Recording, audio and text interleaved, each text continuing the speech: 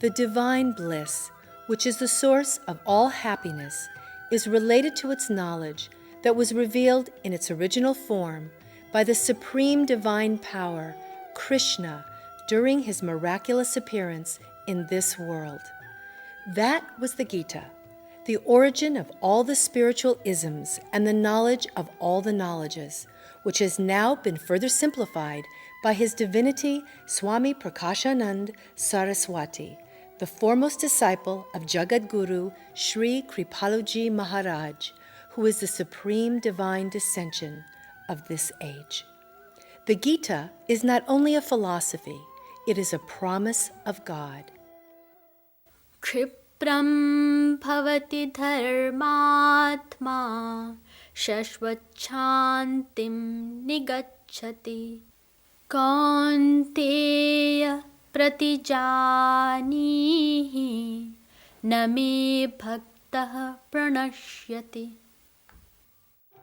It tells to merge all the spiritual formalities into the exclusiveness of loving devotion to the supreme form of God, and you will receive His vision.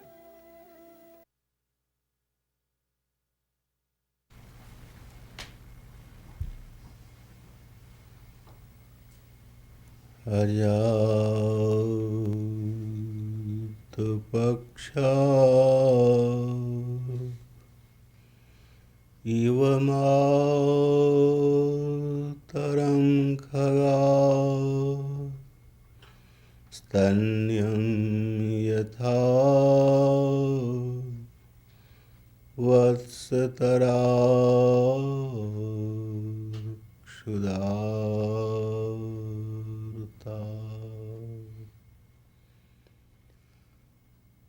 priyam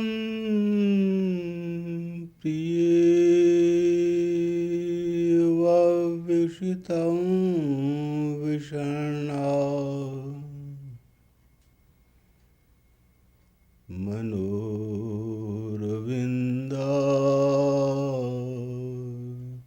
Kshadidrikshati Tvam.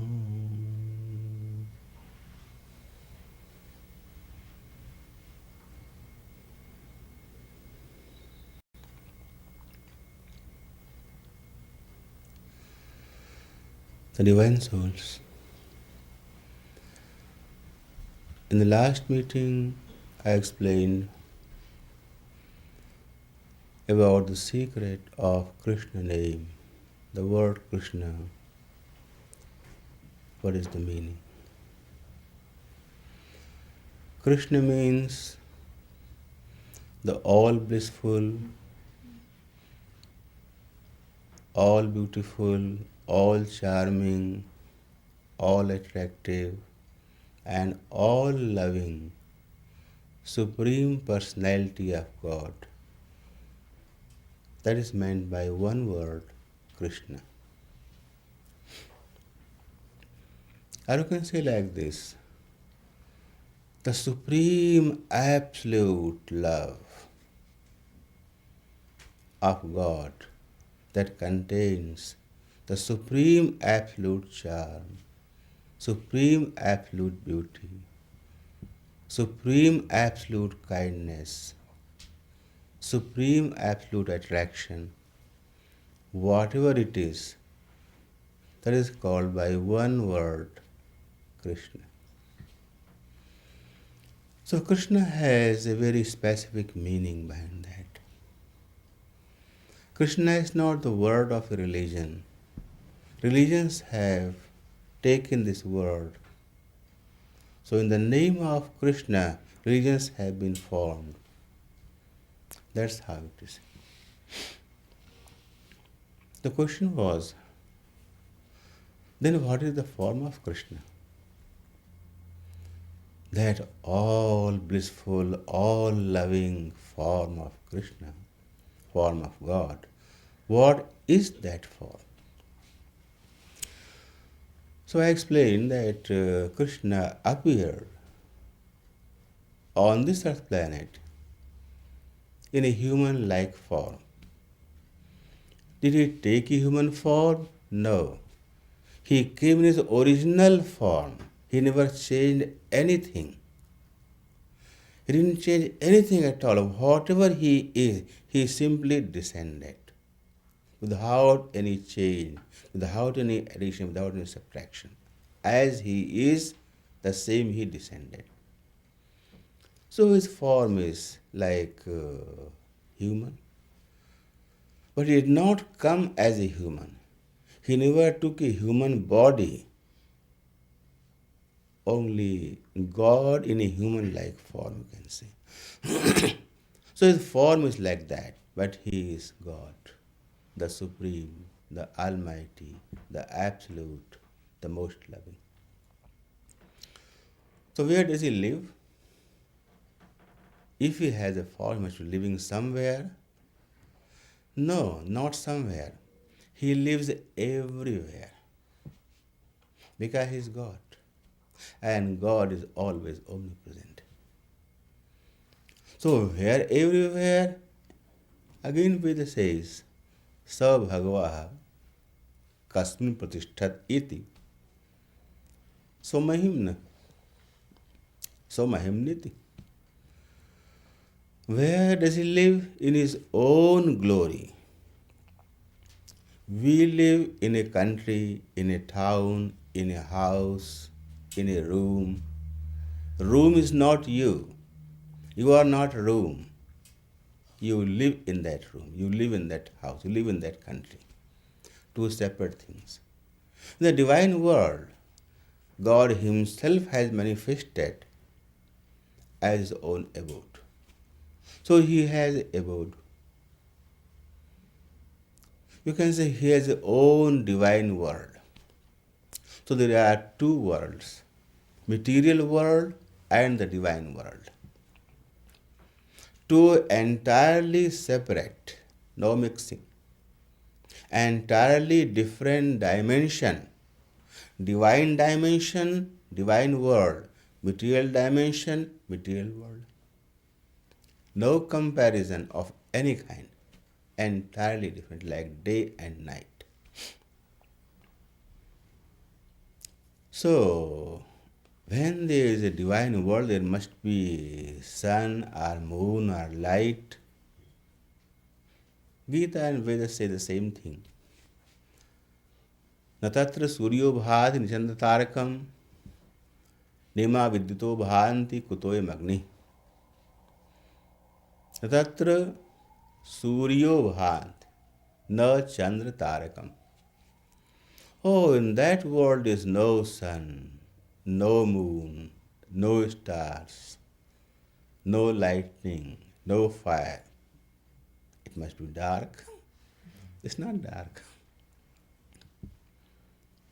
Chidanandam Jyoti. Brahma Samhita says. Chidanandam Jyoti. What is Chidananda? Krishna himself has made himself the whole thing. There is sun, there is moon, but no stars. Because stars are these various galaxies, various suns, different worlds. But the divine world is one single world.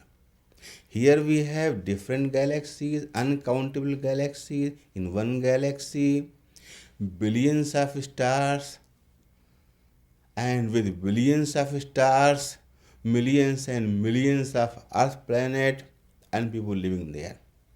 And millions of Brahma also. Because one Brahma takes over one planetary system only. So there are uncountable worlds in one universe. In the divine abode, one single divine abode is called Golok or Divine Vrindavan. Krishna's dham, Krishna's abode. So one single abode, yeah. And Krishna himself has made himself as the light of that abode. So there is sunlight, moonlight, but it is all divine, not material. Nothing from this world, all divine. It's very difficult to understand and more difficult to explain. As I explained before, there is no example in this world that could relate to that phenomena.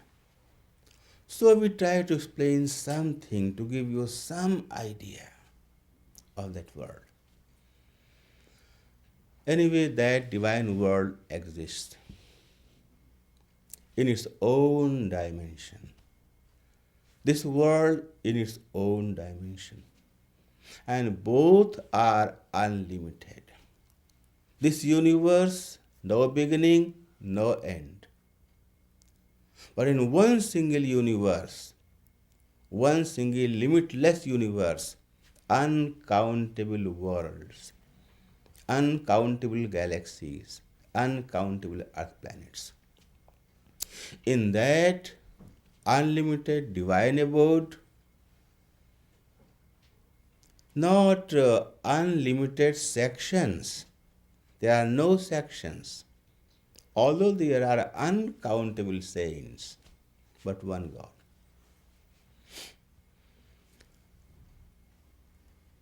You might think that if one God and uncountable saints, how would they reach Him?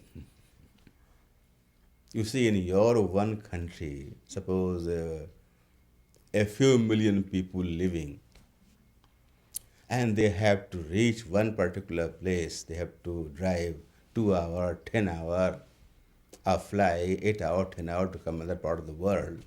So difficult. But there are only limited people living in this earth planet. Limited people. And uncountable saints. And they have easy access to Krishna. It's a divine world, not material. It's entirely different. Although uncountable saints are there, Krishna is only one, but they all perceive Krishna is with them. That is the divine miracle. Divine miracle. They never feel Krishna is far from us. No, very close. Closer than the closeness. Is very, very close. All the time. Anyway, there is such world that exists beyond imagination. So Gita and the Vedas say, no, Chandra Tarakam, it's not material thing over there. Divine light is there. Divine sun, divine moon, divine earth, divine vegetation, divine plants. And God in His own divine form lives there. But that divine form is divine. With the same divine form, He descended on this earth planet. And same divine form was perceived by all the saints, but was not perceived by any of the souls, because souls had material eyes, material mind, material body. That's the divine abode. So, has that been described? Yes, in all the scriptures. All the scriptures.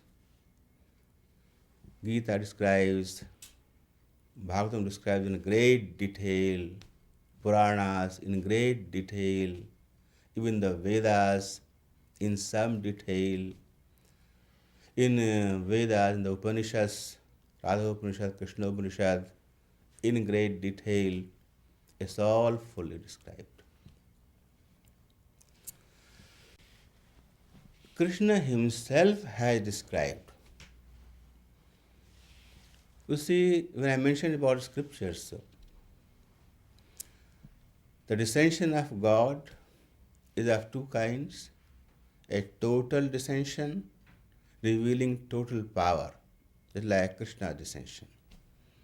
And another kind of descension where He reveals a part of His power. It's called Anshavatar. Ansh, a part of His power is revealed. So Vedavyas is also a descension of Krishna or Krishna's power. And Vedavyas described all this in the Bhagavatam in great detail. Means Krishna himself in the form of Vedavyas described this whole. So Krishna has a form, he has abode. And now comes the actual form of Krishna. How does he look like? Some people might think that the pictures we see of Krishna wearing a pitambar, yellow saffron dhoti, wearing a peacock feather, more mukut, it might be the imagination of some artist. No, absolutely not. It is all exactly hundreds of times described, hundreds of times. In Vedas, in those Upanishads I mentioned, Krishna decoration is described briefly. In Bhagavatam, it is described in greater detail. And there were many Rasik saints. They wrote thousands of songs on description of Krishna in Braj Bhasha. Songs of Krishna. Complete decoration from head to toe. From the beauty of his hair to the glow of his toenail. All completely described. Complexion, ornaments, what does he wear, how does he wear, how does he play, various kinds of flutes he holds, various kinds of crown he wears, in what occasion, what kind of dressing up he does, all described in great detail. But commonly, Krishna wears pitambar, yellow saffron dhoti, yellow saffron color silken shawl, peacock feather diadem, bead chains, garland, all the ornaments. His age is something like 16 to 18 years, you can think in local terms. So, and same described for Radha also. So it's fully described. Is that form again an intellectual thing? So, is a personified form? Yes. It is personified form. But was never personified. Is a personal form, not a personified form. Krishna's form was never personified, never manifested, never came into being. Since eternity, he has the same form. Since eternity. Again, a critic thinks sometimes that if he has a divine form of that kind, then it is a personal, it is personal. His personal, not your personal. When you think of something personal, try to go deeper. Your mind is conditioned to the time factor, to the space factor. You think of something which is visible, which has a form at a particular time, at a particular space. Like you saw something. When did you see? Time. Where did you see? It's like in Calcutta, in New York, in this house, at that particular place. Particular place and at a particular time you observed something. So your all the observations, your every single perception signifies the time, the space. You cannot think of anything beyond that because it is absolutely impossible for your mind to think about that thing. Because mind is made like this. Mind is not conditioned, is totally conditioned, totally ingrained with this kind of situation. So beyond this, you cannot imagine, even if you try hard and harder and hardest. So you have to take it with faith. That's the only way. So although Krishna has a form, but that form is omnipresent. Just like his abode. Just try to think. Suppose your Earth planet, if you want to travel to India, back and forth to America, it's so difficult. 16-hour flight, tiring, boring.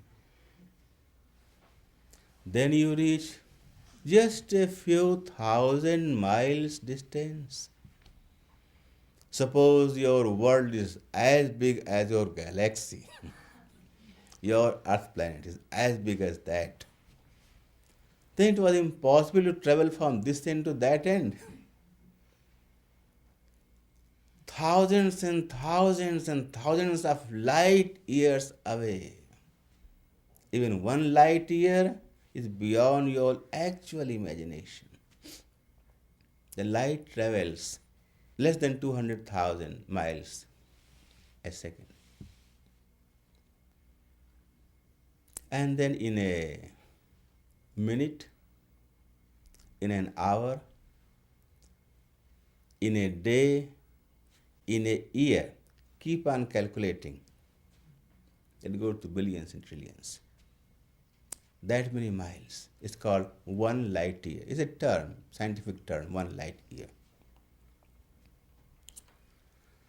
So, traveling that fast, the light, and 1 light year is a big distance. And many thousand light years wide apart this galaxy. Yet limited, it has an end from this end to that end. You see the vast sky, make a big map of hundreds of galaxies. Your galaxy will be like this small. Imagine a limited thing is beyond access. But Golok extends to no limit, begins from no beginning. No end, no end, no beginning, no beginning. Endlessly expanding. And every soul, means every saint who is there, he has access to Krishna. And Krishna is only one, not even two, not even three, only one Krishna. But he finds Krishna, my beloved, is with me all the time, 24 hours. He lives with me, sleeps with me, eats with me, plays with me. All the time he is with me. And uncountable saints, how does it happen? Only one Krishna. Again, a divine miracle. So it's beyond understanding, beyond intellectual understanding, but within the faithful understanding. There are two kinds of understanding: faithful understanding and intellectual understanding. It is beyond intellectual understanding, but within faithful understanding. To understand faithfully, not intellectually. Intellect, human intellect, is too finite. Very little. And divine things are greater than the greatest. However, Krishna His abode, they are all unlimited. Although Krishna has a form, but he is omnipresent. How is he omnipresent? That is his own divineness. That's the divine miracle, that it is there. But whatever you think as some kind of personification, that's not divine personification. That's not. Divine personification was never personified. He is eternally. He eternally has a form, and that form is omnipresent. That's all you have to understand. So divine form is divine form. Material form is different. So he has a divine form. And he has very particular decorations. Yet, he can appear in any form you like. That's what Gita says. How it is, I'll explain in the next speech.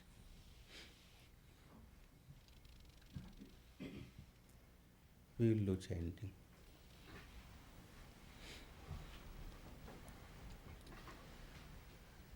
Radhe Radhe Radhe Jai Jai Jai Shri Radhe Radhe Radhe Radhe Jai Jai Jai Shri Radhe Radhe Radhe Radhe Jai Jai Jai Shri Radhe Radhe Radhe Radhe Jai Jai Jai Shri Radhe Radhe Radhe Radhe Jai Jai Jai Shri Radhe Radhe Radhe Radhe Jai Jai Jai Shri Radhe Radhe Radhe Radhe Jai Jai Jai Shri Radhe Radhe Radhe Radhe Jai Jai Jai Shri Radhe Radhe Radhe Radhe Jai Jai Jai Shri Radhe Radhe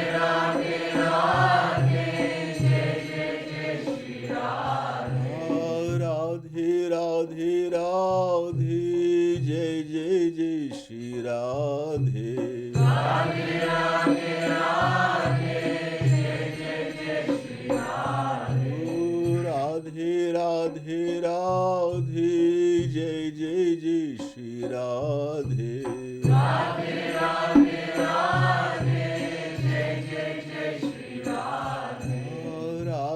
Radhe Radhe Jai Jai Jai Shri Radhe Radhe Radhe Radhe Jai Jai Jai Shri Radhe Radhe Radhe Radhe Jai Jai Jai Shri Radhe Radhe